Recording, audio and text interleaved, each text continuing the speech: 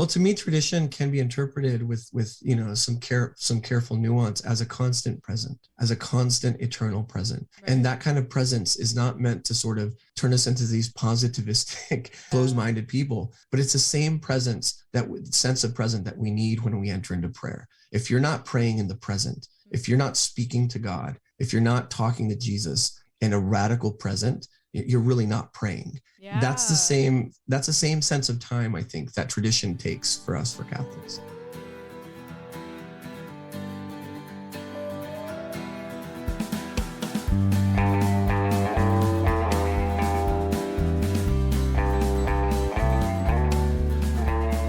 Ladies and gentlemen, welcome to the Crab on the Cross podcast. I'm your host, Mary Rose, and my guest today is Dr. Sam Rocha. As I continue exploring the nature of education, I wanted to talk to somebody who is a little bit more on the other side of the political aisle. Sam sometimes takes heat online from more conservative Catholics for some of his political views, but after talking with him for 2 hours, I came away with the impression that Sam is just deeply Catholic. He knows the tradition, he thinks within the tradition, but he also has this view that, like Scripture, tradition is living and active. If tradition is a source of divine revelation, and if God himself is, the sheer act of to be, I think there is a sense in which we can say that tradition is also living and active and present to us today. And I love the insights that Sam had on that. I learned so much from this conversation. Sam has such a breadth of knowledge about philosophy, about history, about the history of philosophy, and he is really able to pick out the nuances and intricacies of a lot of thinkers that we tend to paint with a broad brush. We talk about Plato and Aristotle, we talk about Aquinas and Augustine, we talk about John Dewy and William James, and every person that comes up, Sam has read so much of, and is really able to kind of sort through the good and the bad of a lot of these thinkers. And so I just learned a lot. I'm excited to share this conversation. There will be a part 2. So in our next conversation, we will get into the topic of critical theory and critical race theory, which is something that is popping up all over the place in the news regarding education. And once again, Sam is able to provide a lot of insight into that discussion. So that'll be out on Friday. In the meantime, make sure you are subscribed via whatever platform you listen to me on.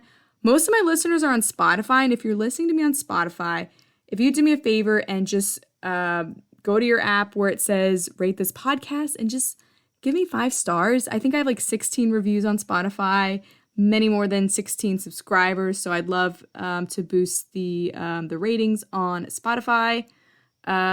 Make sure you're following me on Instagram at the Crab on the Cross podcast. I've started making little 1 to 2 minute snippets of past episodes. So if you haven't listened to everything, you can get some little previews over there. And then I'm also on Twitter at Mary Rose Depp. All right, and now here's part 1 of my conversation with Dr. Sam Rocha.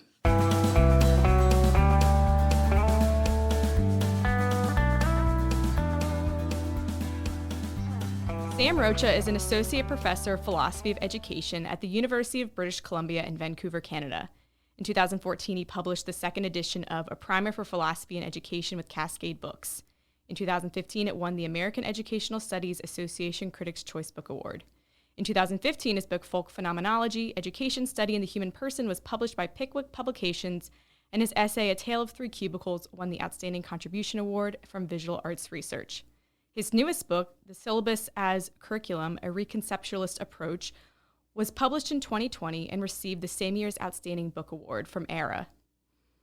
He is also on several editorial boards of academic journals and on the advisory board of Curriculum Studies in Canada.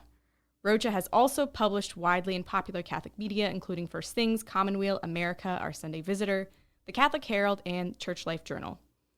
Rocha is also a musician and has released 6 studio albums to date and is the host of a podcast called Phenomenology. He lives in Canada with his wife Anne and their 3 children. Dr. Rocha, thank you so much for joining me. Hey, thank you so much for having me. And you can just call me Sam. Okay. Well, you have to call me doctor, so. Okay, fair enough. No. So I had mentioned to you that I was a teacher for 8 years, but I was never really a formally trained teacher. I taught theology at a Catholic high school, and so you don't really need an education degree to do that. And so for me, most of my understanding of educational philosophy or theory just came from, what I had studied in epistemology, and what I'd picked up from teachers that I had really admired. And I think like a couple years ago, I started seeing in the news more and more this discussion of like critical theory, and based on the way it was being presented, my initial knee-jerk reaction was like, well, this sounds just really dumb, and I started seeing some of your writing more recently.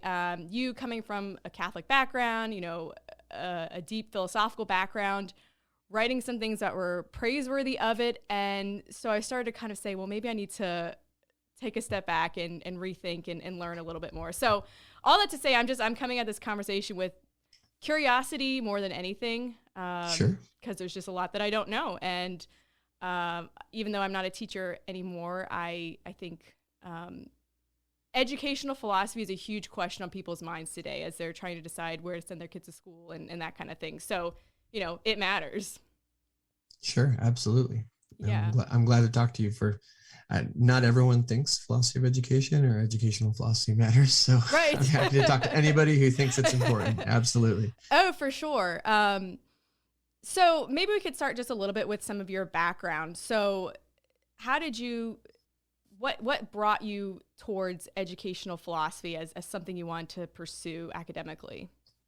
Sure. I mean, so like whenever I went to college, to undergrad, I did my undergrad at Franciscan University, Steubenville, and I really arrived there, I think, through a series of kind of accidents almost. Mm-hmm. I was born and raised in a lay Catholic missionary family within the Charismatic Renewal movement. Oh, wow. Okay. So I lived in like a full-time ministry family, and my parents, neither of them had gone to college. My dad was an evangelist of kind of the old school, the guys who didn't really go to school. He had a powerful conversion in the 70s. That was kind of the launching point for through his testimony in the movement and in the church. So Franciscan was one of the few places that people we knew had sent their kids to. So I figured I would want to go there because my parents seemed to like it, and all that. All that to say, though, that I didn't have a clear sense of academic direction or come from a background where I was a first generation college student. So I studied philosophy in undergrad, and I liked philosophy. I had a little bit of a background from high school when I did a lot of competitive debate, Lincoln Douglas style debate, and so that exposed me to more like academic style philosophy, I guess. But whenever I finished I did a double major in philosophy and Spanish literature. Okay. Really, the first thing on my mind coming out of college was I was going to get married that summer, and so the Franciscan way. Yeah, I know. Yeah, so my wife and I, we did that we were engaged during senior year, did our marriage prep there, all that kind of stuff. When we graduated, my wife had a job back in Minnesota, where she's from, and she did her work in catechetics and theology, and so I had this scholarship because I was a Gates scholar. So I decided to go, and kind of like you, I didn't have any background in education, but my Spanish literature major and my fluency in Spanish allowed me to get a job at a small Catholic high school in the suburbs of the Twin Cities. And because I got a job in a school, I decided to use my scholarship to attend University of St. Thomas and St. Paul, and to study education, which to me, I was actually looking for something new. I was kind of, at the time, I was like, I'm sick of philosophy. Yeah. I want to do something in the world, I guess. Right. And when I got to St. Thomas, I did 2 years, and by the end of it, I was pretty sick of education. Yeah. I have to admit, I was a fairly, I think, cranky and cantankerous, very young student. Yeah. I don't think any of my outbursts were very well earned in the presence of very experienced educators. But nonetheless, I remember one day one of my mentors telling me, Sam, you say you don't like philosophy and you're sick of it. And I was like, yeah, totally. And he's like, and you clearly have some issues with like educational theory, education classes, Yeah. your peers, your professors. I was like, yeah, I'm sorry, but come on, some of this stuff is really lightweight stuff, Yeah, yeah. And he was like, okay, well, if you hate philosophy and you hate education, maybe you'll love philosophy of education. There you go. Yeah, and so that sent me on. I did through his guidance, I submitted a paper to a small regional society in philosophy of education. I went there, I gave a paper, and that was where I met my who would go on to be my advisor at Ohio State, and who offered me a teaching fellowship at Ohio State. And so when I went there, though, to be honest, I didn't really understand that going to get a PhD in a specialized subfield of philosophy and education means you go into the professoriate or all that. I in some ways, I think it was terribly irresponsible for me to do that. And luckily, my wife was supportive, my family was supportive, but we did. And then I, kind of was, initiated into the field, initiated into what philosophy of education is and what it does and what one does in it in terms of teaching and research and stuff like that. And so I cycled through a visiting position 2 years out of grad school, got my first tenure track job in North Dakota, only stayed there 2 years. And then I've been in UBC at University of British Columbia ever since. Okay. Yeah. I kind of experienced a little bit of what you talked about of like educational, like the study of education being sort of lightweight. And I found it to be very much just centered on outcomes. And there wasn't really a lot on kind of the front end of like, what are we doing and why? Was that kind of the sense that you got as well, or was your criticism a little different? I mean, my criticism was probably a little different in the sense that I think I carried a lot of, you might call them methodological. I had a lot of baggage from philosophy about how to investigate questions, how to do inquiry, how to think really. And even though I claimed to be so over philosophy, I had never quite abandoned some of those positions. And one of them was that, like, at the outset of an inquiry, we need to know what we're talking about, and we need to be able to describe it as clearly and as full and contextualized way as possible. And so my motivating question was just the question, what is education? Mm-hmm. It was never clear to me that question had been clarified. And furthermore, it was constantly being kind of synonymized with schooling or K through 12 schooling. And like, I think I was teaching K through 8. I mean, I thought that was important, but it never seemed to me that there was a sufficiently rigorous inquiry into the nature of education as a kind of first question. And then out of that, there were a lot of kind of secondary questions that were being kind of imported into that space. And I just couldn't live with it or stand it. Yeah. Yeah. I think, like you said, like schooling, it's just something that we do, we've grown up with in our, I guess 20th to 21st century generation. And so it's something that it's so ingrained in us that when we think, what is education? We just think, oh, well, it's learning math, learning science, learning reading, mm-hmm. learning writing. And, there's not really a greater purpose to it beyond maybe it's going to help you in your job or whatever you're going to do in the future. But it's very much like means to an end. Mm-hmm. And I notice this even with students, like they kind of naturally brush up against that. Like they want to do something meaningful. They want to know why they're doing what they're doing, but nobody can really answer those questions. Yeah. And I mean, there are a lot of different kinds of schools, and most of the schooling apparatus we think of, especially in like the education of young children to the education of young adults, that kind of 12 years of mostly universal, what people refer to as universal education.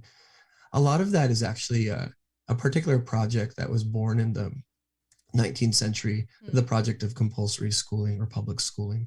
And there were a lot of counter movements within that, and some of those counter movements became part of the mainstream and so on and so forth. But one of the great things about going to Ohio State is I was forced to teach the history of education. Yeah. And I learned very quickly by teaching the history of education that, especially in the United States, that the story of education is not some story that goes back millennia or even centuries. It really just goes back to the 1830s and the Common School movement. And so teaching that historically actually helped me even more so say, well, I don't want to study the question of education from circa 1830 to the present. I want to ask the question, what is education? That like more like the eternal question, the big question, the question we read in Plato or in other places, Right. And did you find that just being at a ordinary public state university was the place to do that, or were they more ingrained in certain American philosophies or ideologies? Yeah, well, I mean, the history of the field of philosophy of education is very much wrapped up in, you might say, like the tradition of the American school of philosophy. And the funny thing about that is actually that American philosophy, as opposed to like Anglo-analytic philosophy, which is kind of just British philosophy, or continental philosophy, which is basically German and French philosophy. The American philosophy is still kind of a bit of a underdog tradition, and it has its own particular history. And obviously it has a lot of overlaps, and it's been a lot of conversation with both Anglo-analytic and continental philosophy.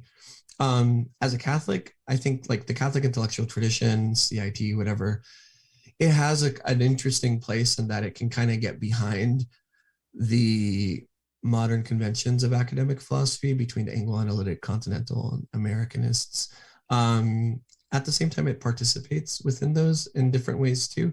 And so I think like for me, I had a pretty, I think, good training in the kind of Catholic intellectual tradition, and that overlapped a lot with continental philosophy. At Ohio State, there was primarily Anglo-analytic philosophy going on in the philosophy department.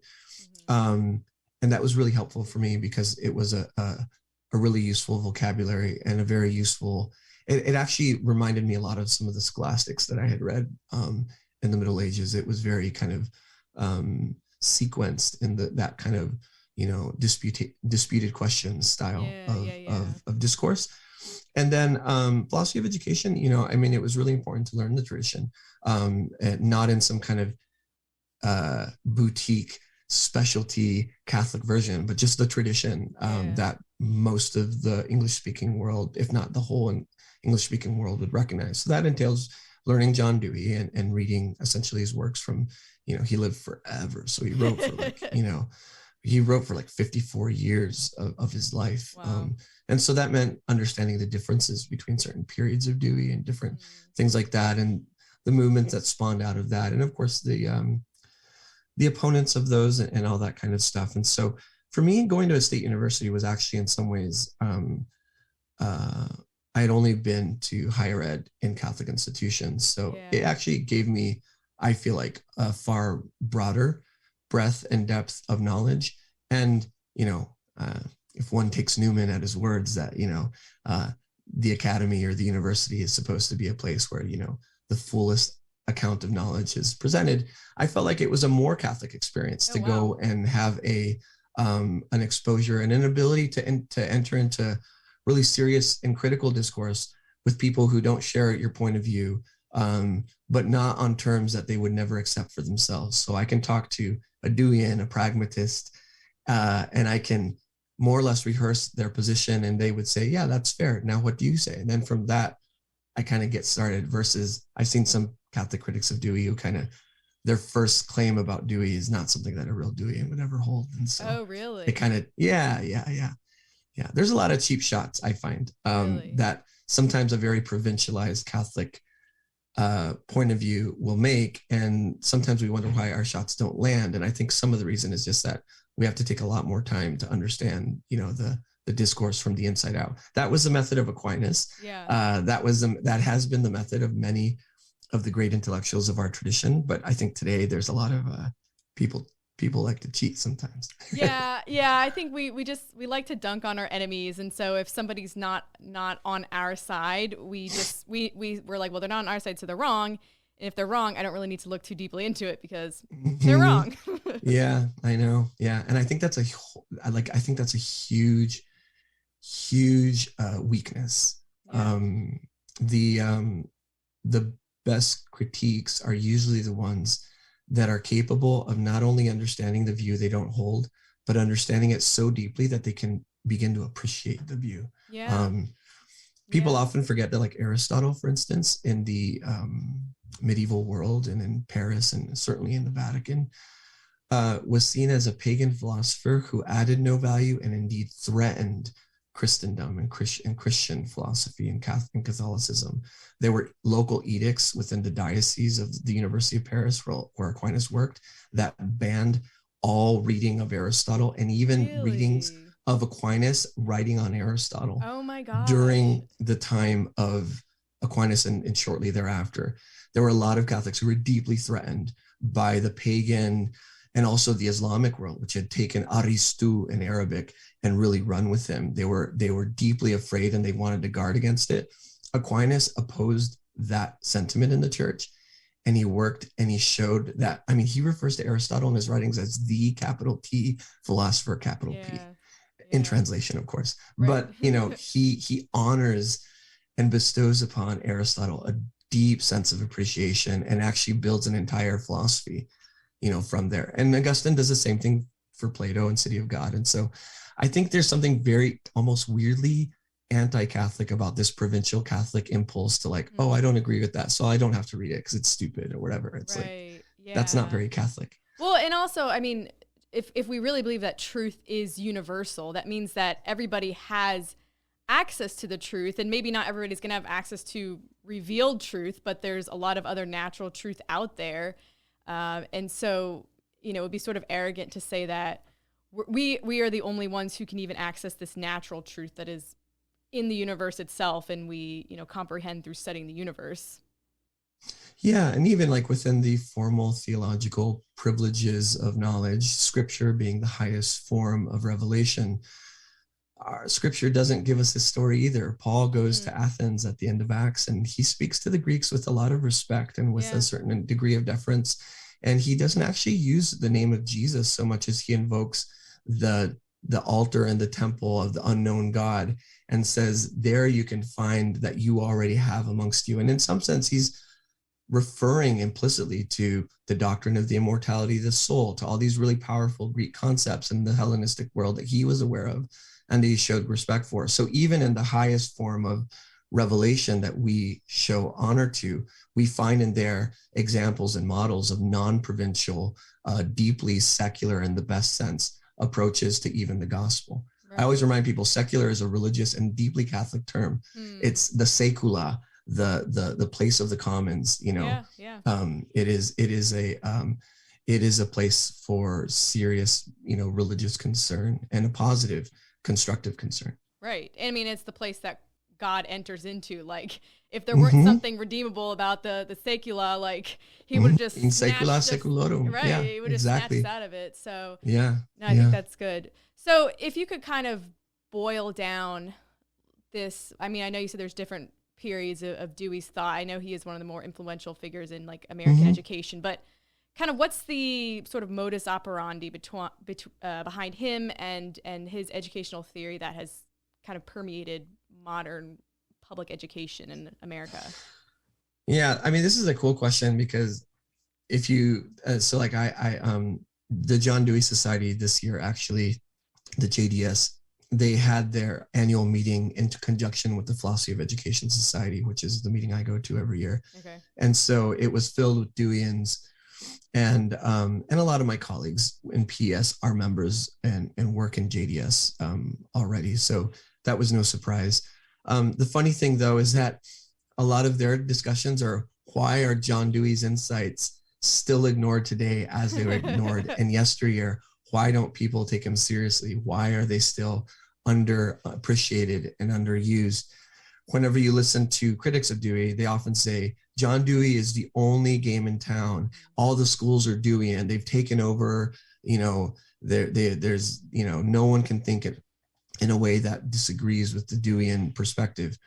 Well, someone has to be right and someone has to be wrong in that. I think from a serious appreciation of Dewey, because of the length of time he wrote in, there is no like one view that he held. And there were two books, for instance, that I'll use as an example. In 1916, he publishes probably his most influential book, Democracy and Education. And this book is kind of seen by a lot of progressive educators, democratic education, as kind of like the Bible of that particular approach to education. It's an approach that really values, you could say, non-coercive approaches to pedagogy or child formation in schools. An approach that sees the schools as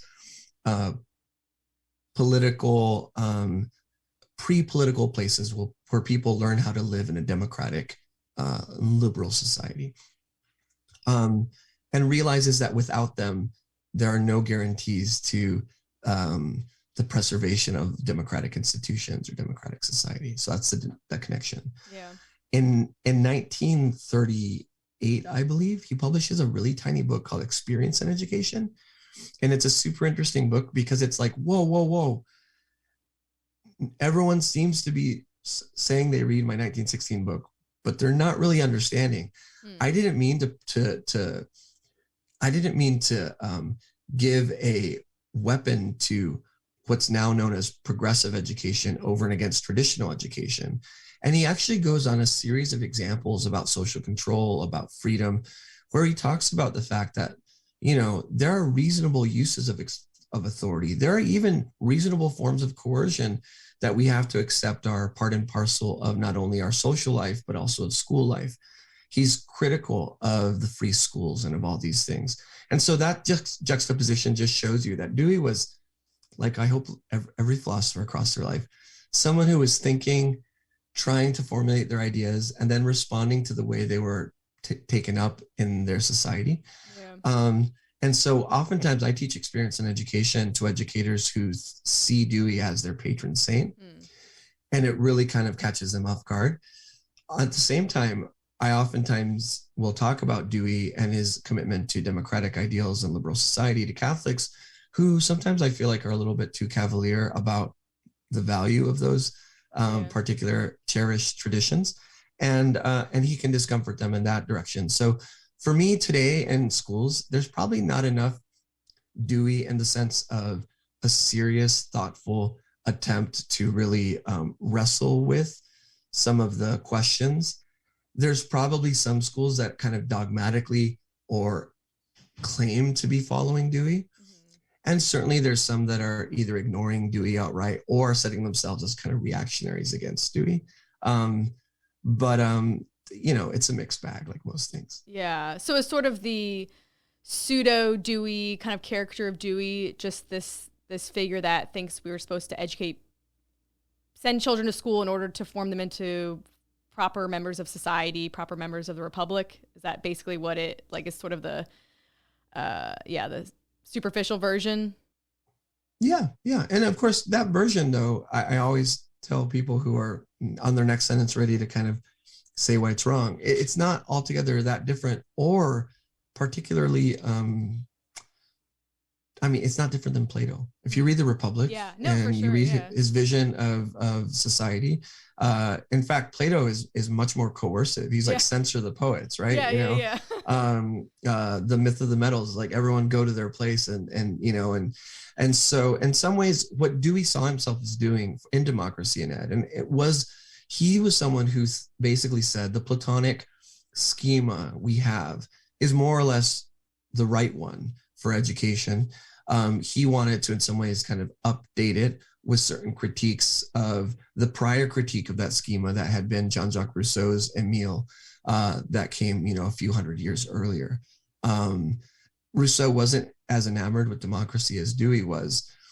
He was more about allowing for children to not overdevelop into adults who have lost their love of life, their ability to show love to themselves and to others and stuff like that. So, yeah. But to me, honestly, like I'm not a big fan of using a philosopher for anything really at all, even like political philosophy. Because when you study the text really closely, you find out that like a good novel, they raise a bunch of questions. They have certain inconsistencies. And I think what they're meant to do is to give us something to talk about that's going to engage our intellect really deeply and really force us to wrestle and turn things around.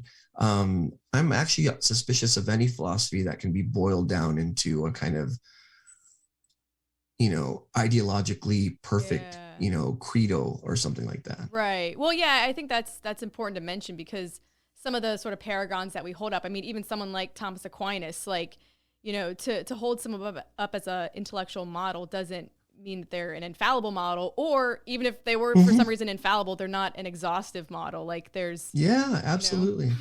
Yeah. One of my great joys of being up here in the Pacific Northwest is I've gotten to really get to know two orders I didn't know, one being the Dominicans and the other one being the Jesuits. I've really I've been able to on a few occasions stay by myself with the Dominicans in Seattle at Blessed Sacrament, and I love the way they talk about Aquinas. Yeah.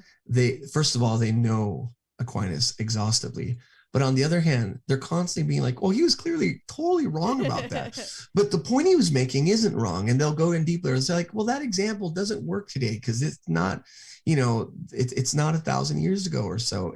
But today we have to modify it. In other words, they're deeply dynamic Thomistic thinkers, in a way that I think a lot of Thomists who want to hold the line on Thomas all the time could probably benefit from going and hanging out with some actual professed Thomists who are Dominicans. Right. Yeah. There's a critique that people say like tradition is the democracy of the dead, but I think good tradition is living tradition, Absolutely. Tradition is not the past. Exactly. Not for Catholics, at least. Right. Our understanding of tradition is fully dynamic, fully chirological, fully alive in the same way that Christ is alive and present with us. No, I mean, it's like Augustine says, like, ever ancient, ever new. Like, that's right. It's both. We want to say, oh, we just have to go back. We just have to go back. Or no, we have to just keep going forward, progress. And it's like, no, actually, we have to hold these things in tension, which is a lot more difficult, but also a lot more going to keep us like tethered to the truth. Yeah. Well, to me, tradition can be interpreted with some careful nuance as a constant present, as a constant eternal present. Right. And that kind of presence is not meant to sort of turn us into these positivistic, closed-minded people, but it's the same presence, that sense of present that we need when we enter into prayer. If you're not praying in the present, if you're not speaking to God, if you're not talking to Jesus in a radical present, you're really not praying. Yeah. That's the same sense of time, I think, that tradition takes for us, for Catholics. Yeah, no, I think that's right on. I mean, we don't have to get into this now. I know you've written some critiques of Jordan Peterson before, but one of the things he does say is that like the sort of archetype of tradition is the father. And I think there's something fitting about that, in the sense that like your father, he's older than you, he's been around longer than you, he kind of has the wisdom of the past, but he's still with you in the present. Like he's not this dead figure. And so if you kind of wanted to conceptualize tradition, like in a sense that's living, I think the father is a good image for that. Yeah, I mean, our tradition is actually a mother, literally. Okay. Literally, that's the Catholic Church refers to tradition as a mother. The church is our mother. Peterson doesn't know very much about these things because he doesn't pay attention or study or actually read books. But no, our archetype in the language of the church is actually explicitly maternal, and I think for good reason. No, actually, point taken, and I stand corrected on that. I mean, it's not you, it's Peterson. Sure. He's wrong, not you. Well, like, obviously mother, like father, holds the same idea of like a figure older than you, from the Yeah, but the church, I think, is really, really wise in ways that Peterson will never be about this. The insight to make the church our mother and to actually invert his deeply Darwinian paternalistic hierarchy. There's a genius there that the church has for centuries understood and pushed. And we can even find it in the Greeks. When Socrates in the Symposium says, "Oh, it's my turn to give a speech on love. What am I going to say? All your speeches have been so great." He says, "What can I say? I can't say anything. Let me tell you what my teacher taught me." And his teacher is Diotima of Manatea, right? The voice of philosophy is Lady Philosophy in Boethius, right? So there's something, Peterson has some hangups that prevent him from being able to, I think, appreciate the grandeur of this tradition and the way we think of it in the tradition, right? Yeah. I'm curious, like, so, yeah, like the tradition has always spoken of been sort of feminized. Do you think there is how would you articulate the fact that the feminine is a better way to conceptualize it than the masculine? Does that make sense? Absolutely. I mean, to be human, going back to Genesis, just means to come from dirt, right? That's all it is, dirt. Humans are things made of dirt. Of course, there are two ways I think to think of dirt. There is barren ground, and then there is fertile ground. The irony here is that Adam is dirt, but he is not barren ground, because from Adam we have life. So Adam is in some sense deeply feminine. Adam is fertile ground from which woman, where we understand kind of a fuller account of fertility, especially after the fall, becomes that sort of archetypal account. And I think that here we really see that this kind of the danger of the object in terms of its barrenness, and then the future of the object in terms of its fruit or its capacity for that. Tradition can be thought of as, like you said, this barren idea of tradition, which is just the past and the kind of bullying of the past into the present through nostalgia. But the fertile notion of tradition is one that's capable of these constant ever presences, which I actually think the future in certain ways deforms and kind of over accelerates in the other direction. But that notion and that idea is one that we see repeated throughout their tradition, and throughout various traditions that are constantly in dialogue and in discussion with each other's. And the Christian tradition is certainly one of them. I mean, we call the church a mother for a reason. Right. No, for sure. That's beautiful. That's something I'm going to have to ponder on more, because honestly, it hadn't really occurred to me. So who are are there certain educational philosophers, thinkers that have been particularly impactful on you sort of forming your own philosophy? Yeah, thanks for asking that. I love to talk about my favorites. As a specialist, I guess I have too many favorites, and I think that's a problem. The first one I'll mention is when I teach philosophy of education, I never run out of questions and problems and fascination with Plato, I'll be honest. I think in Plato, we have three different places that we see three different kinds of education happening. One is in the Meno, where we get the questions of learning and the questions of teaching. Another is in the Republic, where education as a political activity and also as a spiritual movement of the soul becomes really apparent. And then the third being in the Symposium, where the relationship between education and desire really feature. And so, there's a lot there. I mean, just what I said, there's enough there to, in some ways, I wouldn't need anything more if I had to just grab, those three little dialogues by Plato. At the same time, though, I am also an Augustinian. Okay. I guess Augustinians love Plato. Augustine loved Plato. So it's not inconsistent. And Augustine's Confessions is a powerful testament, not only to his own education, but to his own work as an educator. He was a tutor. He was a very unhappy, often tutor, also as a teacher, as a bishop and stuff.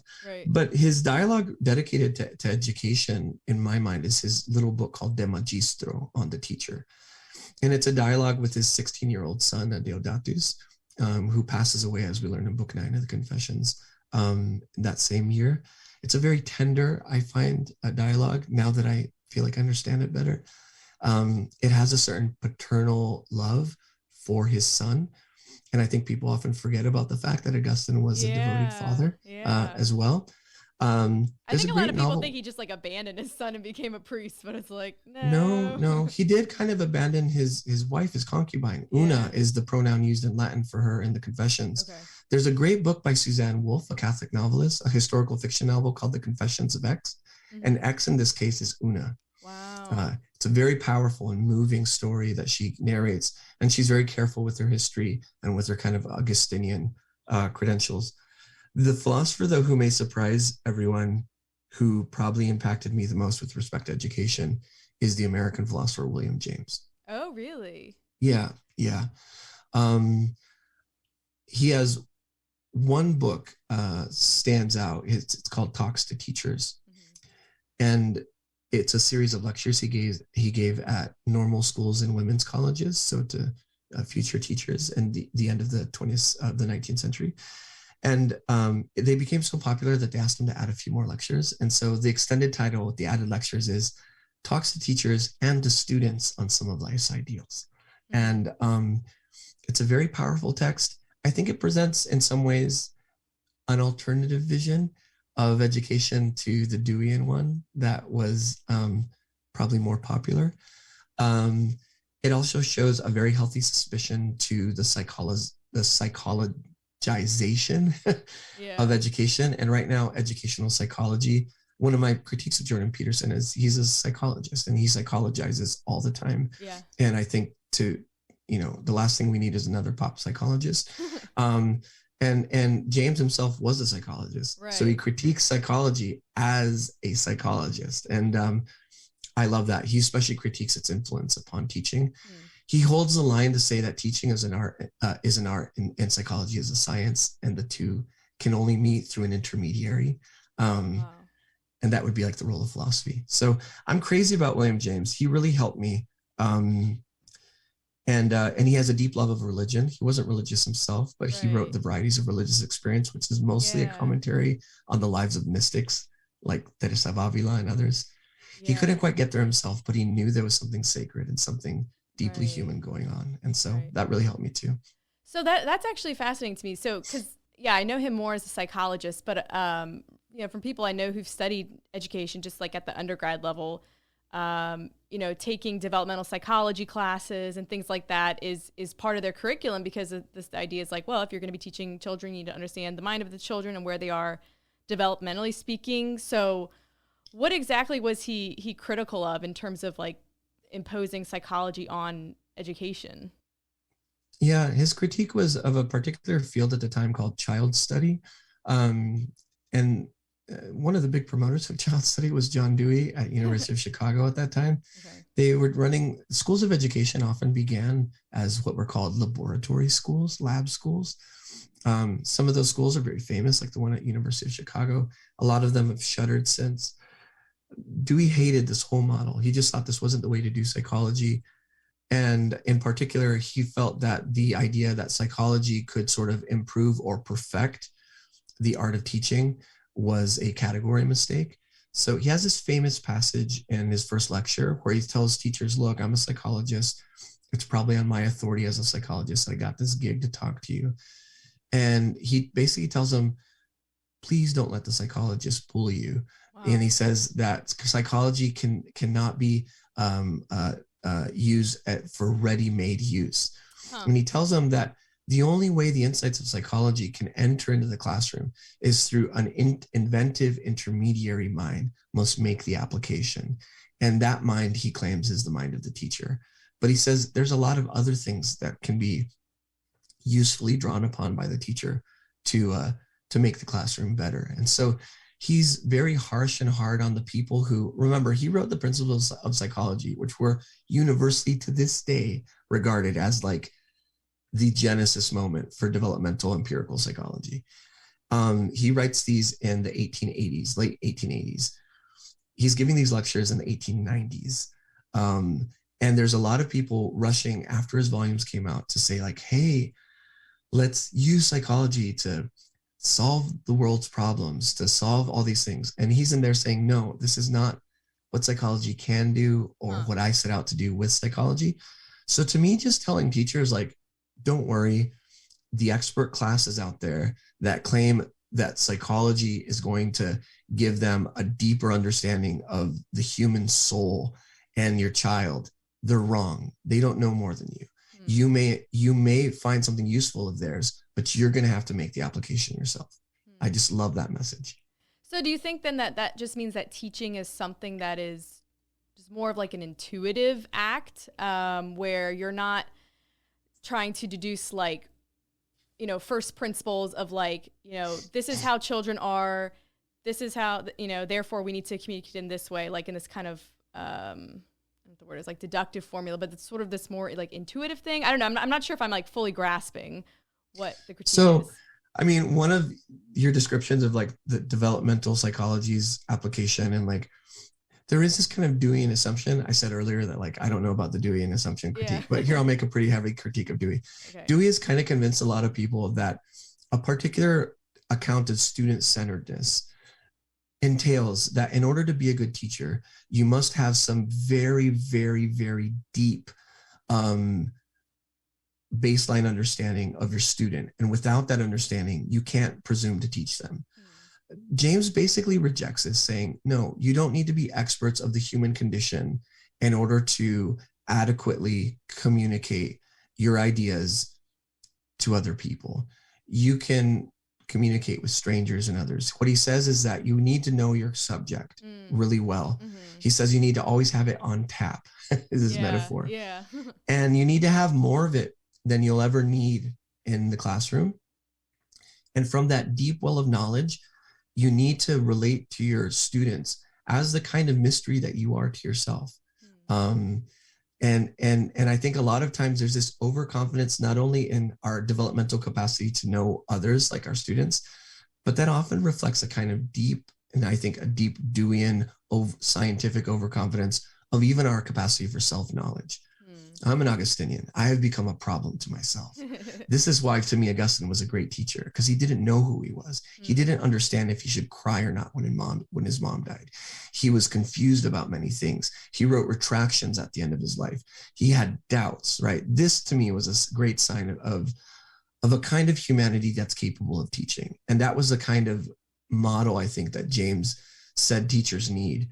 Not a model that says, I can walk in as an expert of children and their development and their psychology and stuff. It's like, no, the human soul is a mystery. Wow. Show respect for it.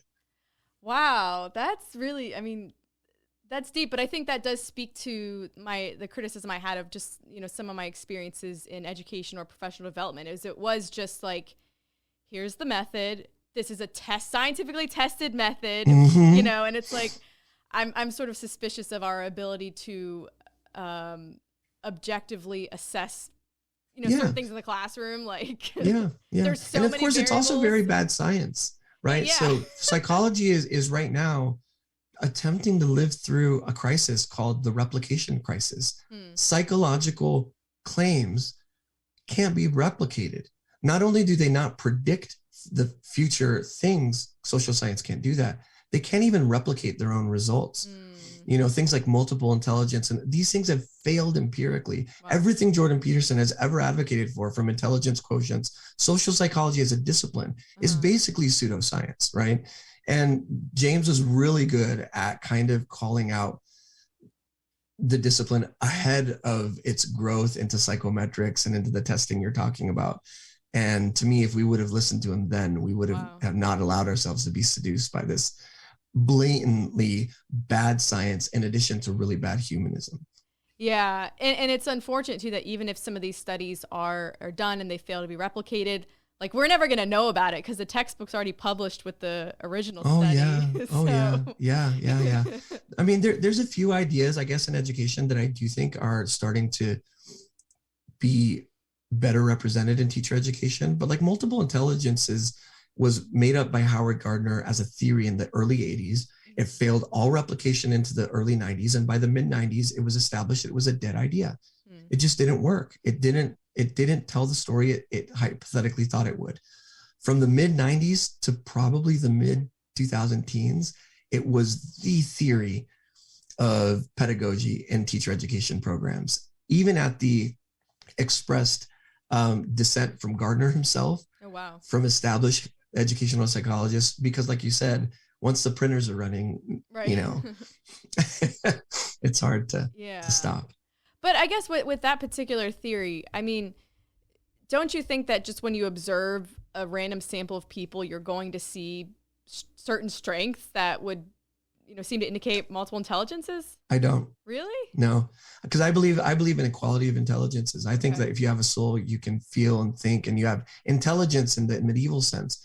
Is essentially our capacity to feel the presence of not only the divine, but also within our natural world, of the invisible concepts, ideas, things like that.